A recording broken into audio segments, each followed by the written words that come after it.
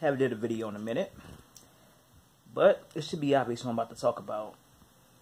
The bullshitters. Because that's exactly what they've been on. Bullshit. They've been 2 in their last 8 games and have a 4-game losing streak. And their current record is 5-17. They either get blown out, blown leads, or they lose close games. Now, LeVine can only do it so much. He's been balling. I'll give him that much. Well, he better after all that money they gave him for 4 years. You got injuries out the ass. Denzel Valentine is out for the season because of an ankle injury. You got Lowry coming back. And of course, the Hoiberg coaching that Garpax sees nothing wrong with because of the simple fact that the coach is their friend. But had this been any other coach, they would have been ready to fucking fire them. And they've made it clear that they don't give a fuck about the fans, and they're going to do what they want to do. I think they're trying to tank to get a higher draft pick. And they're relishing in the losses. Now, call me old-fashioned or whatever, but I kind of like winning. I kind of like winning because obviously Bulls fans are spoiled to an extent because they're used to either the Jordan years, which was the best years of their life, and the Derrick Rose years. And I already talked about D. Rose about a month ago, but he's still doing well over there. Anyway. Garpax is just sitting on their ass, just watching the team tank and raking in what money they're getting. And what gets me about this is you know there's a problem. You know there's room for improvement. You know you have the right pieces there. But since the coach is your bestie, you decide to keep his incompetent ass around.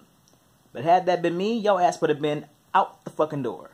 Hoiberg would have been out the door, and Garpax would have been out the door by now as well. But what can you really say? Tim Floyd era part 2. I'm going to keep saying this. I called this out when Hoiberg was hired in 2015. 3 damn near 4 years later, where are we? The Tim Floyd era part 2. When I call something out in the very beginning, believe me. I know what the fuck I'm talking about. Trust and believe that. And what time? Oh, okay. I would bring up the 32-point game in losing with the Lakers, but I already let y'all know exactly how I feel about that. People can say whatever the hell they want to. I keep telling him to show us that he's the end-all, be-all, and the Kang that he came into the city as. You Kang, right? You can do anything, right? You have absolutely no weaknesses or faults except for foul shots, right? Show us. Show us instead of running your damn mouth. Because ESPN will make so many excuses for him. They won't say, oh, well, what's going on with LeBron, this and that. No. They'll say, well, he's running the offense like a point guard. He's pretty much doing the same shit that he was doing in Cleveland and Miami.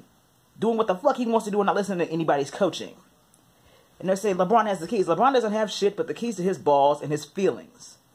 This is the time you need to shut up and dribble and show us that you are the end-all and be-all of the NBA, mind you. And it's so funny how people have so much to say to Laker fans about certain things, but certain fan bases can't be touched. He said himself that he's nothing to prove to Laker fans. Bitch, yes you do. You're in a new city. Your fans said that you were going to break every Laker record and be the biggest Laker of all time. We were going to have to bow to you. Well, damn it, show us where those godly talents that nobody else possesses except for you. Show us who LeKang is. Especially since your fans had so much to say about the Lakers before. Once again, they have no room to tell me shit. And tell real Laker fans shit about what they need to do. Y'all the ones who need to shut the fuck up like your man and watch him shut up and dribble. Play, bitch. But yeah, I'm about to start work real quick, but I just had to get all of this shit out. Had to get all this out because I did a video in a minute, and y'all have a good day.